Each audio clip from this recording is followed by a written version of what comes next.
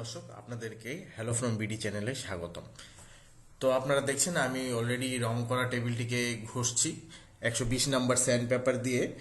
আমি এই কর্নার টেবিলটিকে ভালোভাবে ঘষে নিব, যেন পরবর্তীতে যখন আমি রং করব রংটি ভালোভাবে এই কাঠের সাথে বসে যায়, দেখতে যেন আরো সুন্দর লাগে।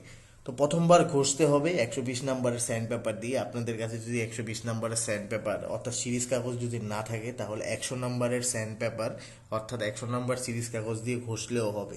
এই সিরিজ কাগজ আপনারা যে কোনো হার্ডওয়্যারের দোকান থেকে কিনতে পারবেন, দাম মাত্র 20 টাকা অথবা 30 টাকা। এটা ভ্যারি করবে আপনি কি ধরনের স্যান্ড পেপার নিতে চাচ্ছেন। তো আপনারা দেখতে পাচ্ছেন যে আমি স্যান্ড পেপার দিয়ে এখন ভালোভাবে প্রথমবার এটা ঘষে নিচ্ছি। আপনারা চাইলে এরপরে আরেকবার রং করবেন, রং করার পর আরও একবার স্যান্ড পেপার দিয়ে ঘষে নিতে পারেন। আপনি যতবার 2 থেকে 3বার যদি আপনি স্যান্ড পেপার দিয়ে ঘষেন এই টেবিলটিকে, তাহলে রংটা আরও মসৃণভাবে বসে যাবে এই কাঠের সাথে এবং দেখতেও অনেক সুন্দর লাগবে। তো আমি আমার এই কাজের জন্য একবারই এই স্যান্ড পেপার দিয়ে ঘষেছি। তো এই ঘষাঘষির পর আমি আরেকবার রং করব। তো দেখতে থাকুন ভিডিওটি, আর অবশ্যই আমার চ্যানেলটিকে সাবস্ক্রাইব করবেন।